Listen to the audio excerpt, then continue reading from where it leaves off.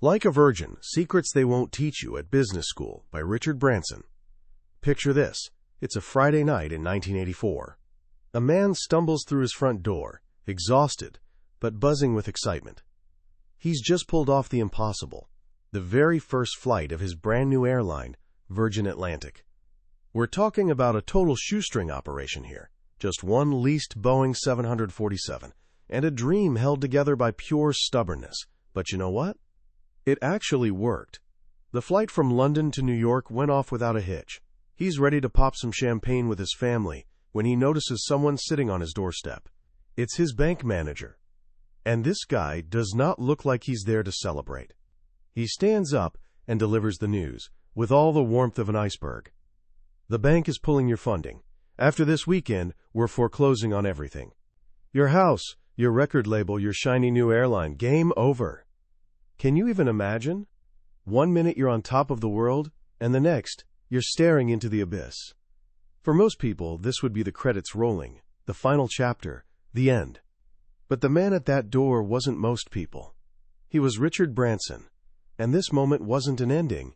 It was the spark that would light up an empire. Today we're climbing inside Branson's brain through his book, Like a Virgin, Secrets They Won't Teach You at Business School. This isn't one of those snooze-fest business manuals, packed with pie charts and corporate jargon. It's a wild collection of raw, honest, and genuinely hilarious lessons from a guy who dropped out of school at 16 and somehow built 8 separate billion-dollar companies across 8 completely different industries. He's basically the Indiana Jones of the business world, the guy who drove a tank through Times Square to launch a cola and crossed the Atlantic in a hot air balloon just to get people talking about his airline. What you're about to discover are the secrets that no fancy MBA program will ever teach you. We're going to unpack how a dyslexic teenager, whose headmaster literally predicted he'd end up either in prison or as a millionaire by 21, created one of the most beloved brands on the planet. By the time we're done here, you'll understand the single most powerful ingredient to building not just a successful business, but a life that actually means something. It's a principle so stupidly simple that you might roll right past it, but trust me, you really don't want to miss this one. So where does a story like Richard Branson's actually begin? Not in some corporate tower or ivy-covered university. It starts with a feeling, pure frustration, actually. As a teenager, Branson just wanted somewhere cool to hang out, listen to music, and not get chased away by grumpy shopkeepers. That simple desire, to create a space where he and his friends would actually want to be, became the seed for his entire empire. His very first business rule was born right there, and it's the compass that's guided everything since. If you don't enjoy it, don't do it. Sounds almost too simple, right? We live in a world screaming at us to follow the money, to chase the biggest paycheck. But Branson's philosophy? Chase the fun instead. He didn't have some master plan or fancy 5-year strategy mapped out on a spreadsheet. He just wanted to build something he could be proud of, have a blast doing it, and hopefully scrape together enough to pay rent at the end of the month. This thinking led to the first Virgin Records store, and it wasn't just another shop, it was a destination. He threw beanbags all over the floor, cranked the music up to 11, and created a space where young people genuinely wanted to spend time. He didn't see the business as some finished masterpiece to be preserved in amber. To him, it was alive, breathing, constantly changing and growing. And that name, Virgin, you're probably expecting some elaborate origin story, right? The truth is way more telling. One night, hanging out with friends, someone threw it out there because they were all complete amateurs, virgins, in the business world. It was fresh, a little cheeky, and guaranteed to turn heads. In that one word, the entire personality of the brand crystallized, playful, innovative, and absolutely unafraid to be different. This foundation of fun and being boldly different became Branson's secret weapon, especially when he decided to do something completely bonkers, start an airline. Think about the landscape in 1984. The airline industry was ruled by absolute giants, British Airways, Pan Am, TWA. These were colossal, established empires, with budgets that could swallow a record label for breakfast. Branson had one plane. One single plane. His bankers thought he'd lost his mind. His own team was terrified. But Branson spotted something everyone else was blind to. He'd actually flown on those other airlines, and the experience was, well, awful. The service felt robotic, the atmosphere was stale, and fun was nowhere on the menu. He saw a gap in the market not for just another airline, but for a genuinely better experience. This is the second great secret. Be innovative. Create something radically different. If you're jumping into a crowded field, you can't just be slightly better. You have to be so different that people can't help but notice. Virgin Atlantic wasn't just transportation. It was a party at 30,000 feet. Branson and his crew kept asking themselves, how do we make this actually fun? They installed bars in the upper-class cabin, so people could mingle and socialize. They were the first to put personal video screens in every single seat. They served ice cream mid-flight. Their flight attendants weren't just polite robots reading from scripts. They were encouraged to be themselves, to show personality, to actually connect with passengers. Even the tiny details mattered. Those little salt and pepper shakers shaped like airplanes? They had "pinched from Virgin Atlantic" stamped on the bottom. It was a wink. A playful signal that this brand didn't take itself too seriously. This whole spirit flowed into their marketing. They couldn't outspend British Airways, so they had to outthink them. Branson took advice from another airline rebel, Sir Freddie Laker, who told him flat out, "You're going to have to get out there and sell yourself. Make a complete fool of yourself if that's what it takes, otherwise you won't survive."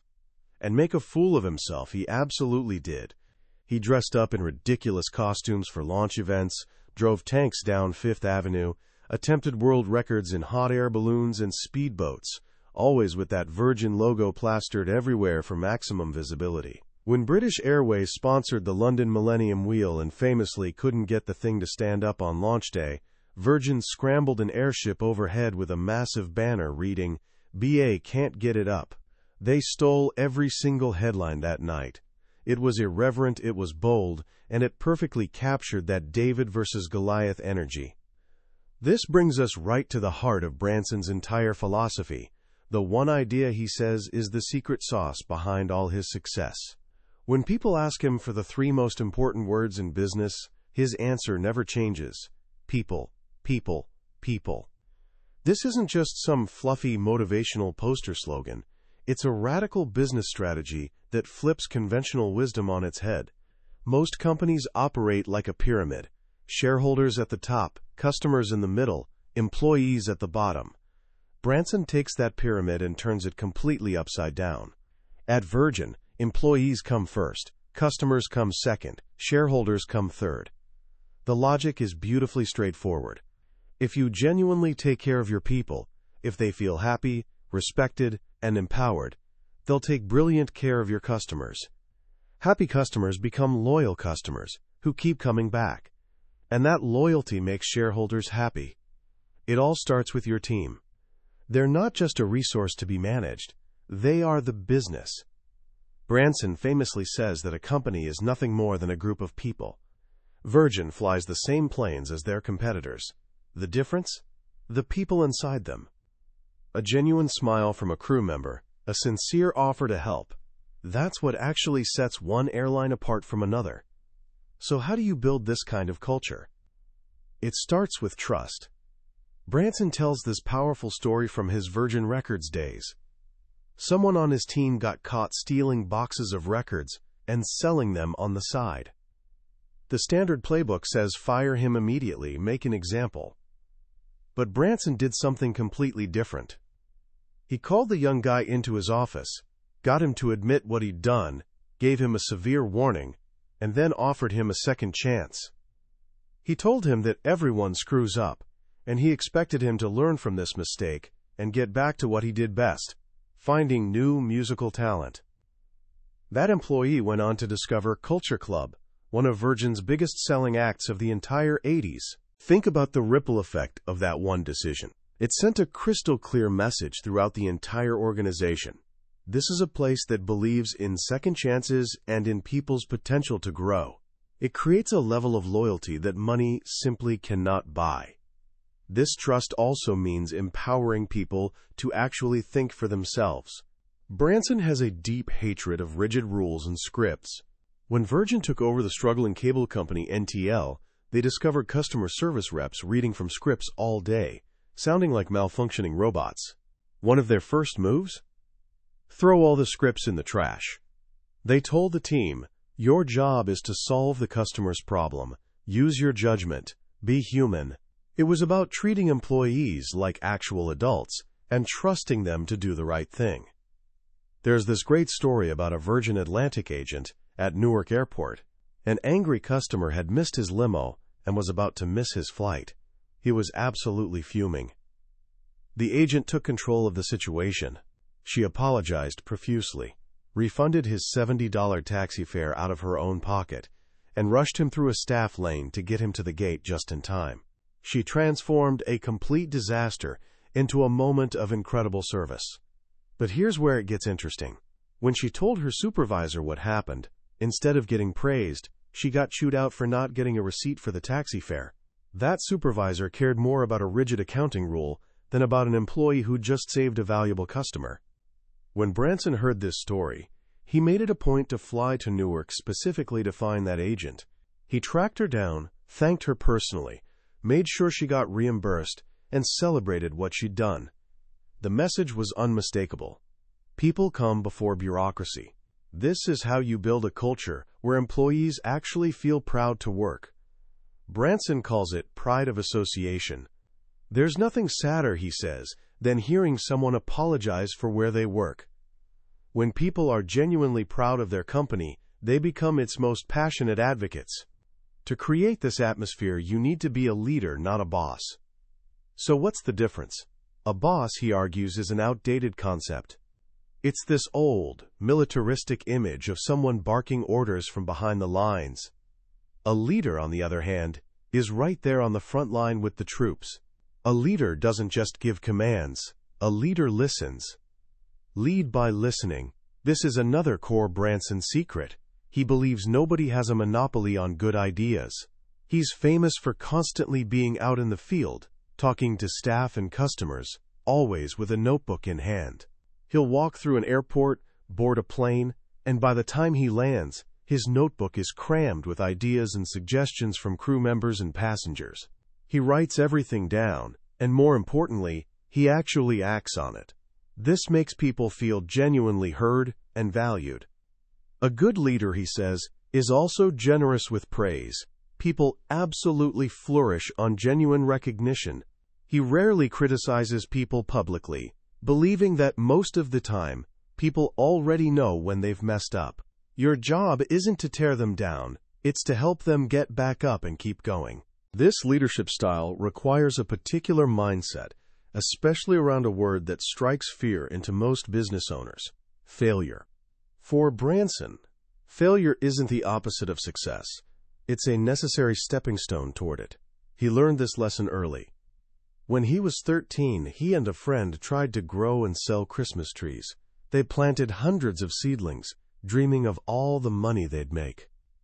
When they came back from school months later, rabbits had eaten every single one.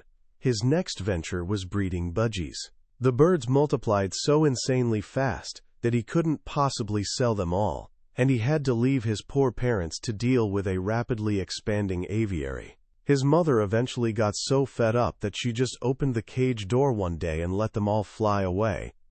These early ventures were complete failures, but they were also invaluable lessons. They taught him about market demand, unexpected risks, and the critical importance of having a solid plan.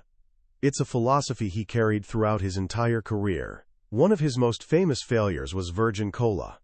In the 90s, he decided to take on literally the two biggest brands on the planet, Coca-Cola and Pepsi. To launch it, he drove an army tank into Times Square and pretended to blow up the Coca-Cola sign. Brilliant publicity stunt.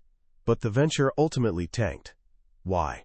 Because, as he freely admits, while the enthusiasm was definitely there, the product itself wasn't dramatically better than the competition.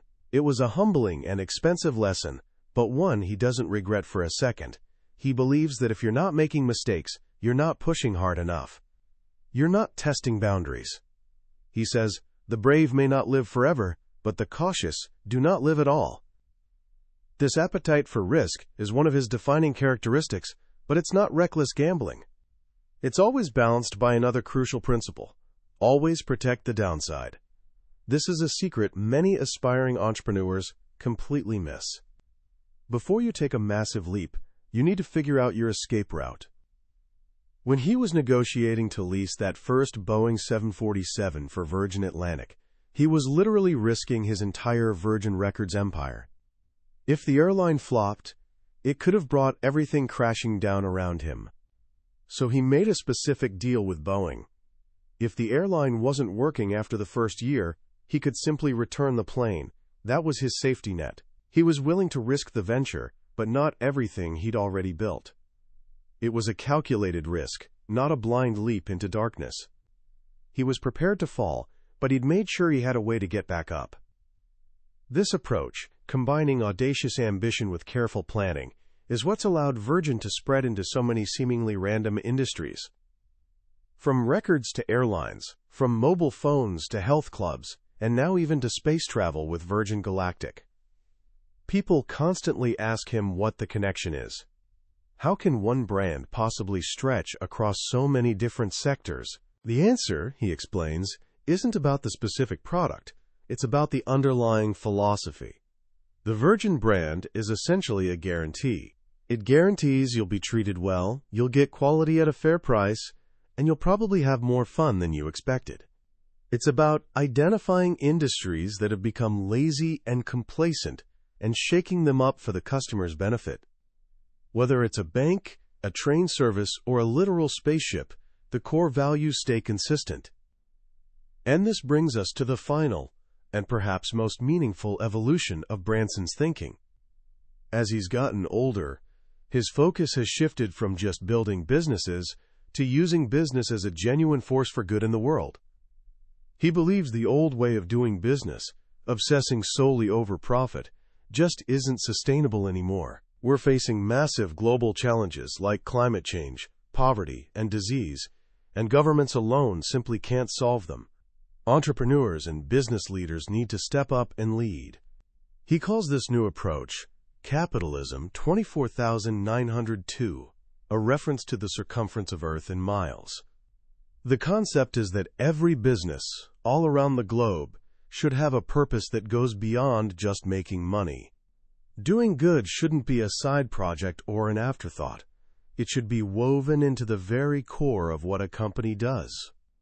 This isn't just charity or good public relations. It's smart business. He argues that companies genuinely focused on social and environmental good will attract the best talent, earn the deepest customer loyalty, and ultimately be more successful in the long run. Through his foundation, Virgin Unite, he's helped launch initiatives like the Elders, a group of former world leaders, including Nelson Mandela and Kofi Annan, working to resolve global conflicts, and the Carbon War Room, which seeks market-driven solutions to climate change. For Branson, success isn't measured by the balance in his bank account.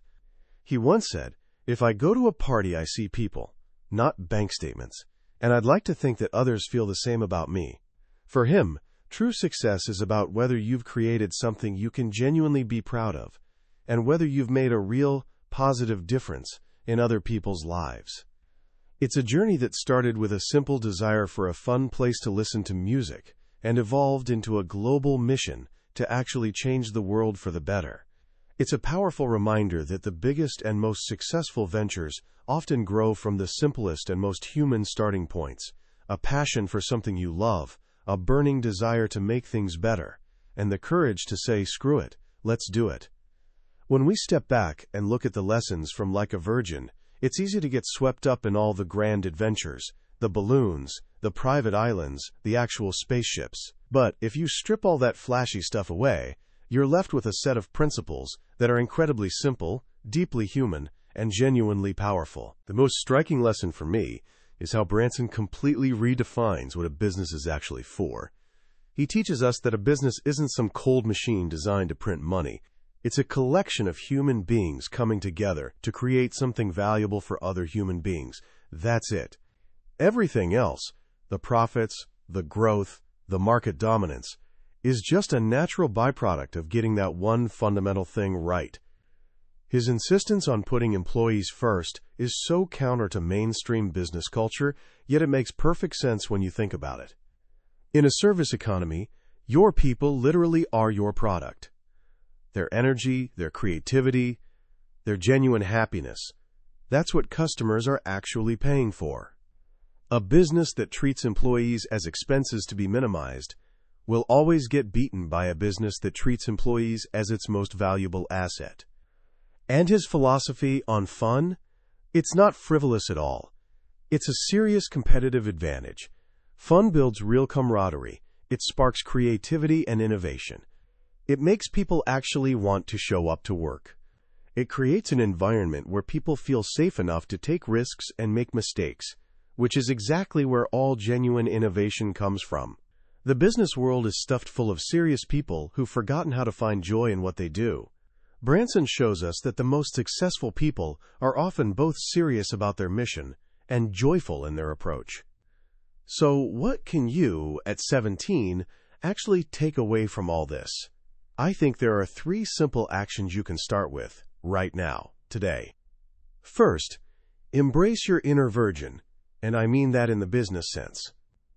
Remember that feeling of being completely new to something, of not knowing all the established rules and conventions. That's actually a superpower. It lets you see things with fresh eyes and ask the dumb questions that everyone else is too self-conscious to voice. Whether it's a school project, a sports team, or your first job, don't be afraid to question why things are done a certain way just because that's how we've always done it. Second, start keeping your own notebook. It doesn't have to be physical. It could be notes on your phone or voice memos. But get into the habit of really observing, genuinely listening, and capturing what you notice. Pay attention to the small details. When you experience fantastic service or terrible service, pause and ask yourself why. What specific things made it that way? Talk to people. Ask them what they think. The world is absolutely full of lessons, but they only reveal themselves to people who are actually paying attention. And third, learn to reframe failure as feedback. You're going to mess up. You'll bomb tests, face rejection, start projects that go absolutely nowhere. That's not just okay. It's actually necessary for growth. Every time something goes sideways, don't just feel bad and move on. Stop and ask yourself, what did I just learn from this? Branson's entire story teaches us that your resilience, your ability to get back up after you fall, matters far more than your ability to never fall in the first place. That was our journey through Like a Virgin by Richard Branson. We've touched on some major ideas today, but honestly, a summary is like looking at a photograph of an incredible feast. You can see what's on the table, but you can't actually taste the food or smell the aromas. The real magic of this book lives in the stories, the personal anecdotes, and the sheer infectious energy that jumps off every page. If any of the ideas we explored today sparked something in you, I genuinely encourage you to grab a copy and dive in yourself. Reading it isn't just about learning business principles. It's about discovering a completely new way to approach life, with more fun, more courage, and a deeper sense of purpose. There's a link to the book in the description below. Also, if you found this summary valuable, I'd be incredibly grateful if you'd hit that like button and subscribe to the channel. It helps us know we're creating content that resonates with you. And make sure you won't miss our next deep dive into another potentially life-changing book. Let's keep learning and growing together.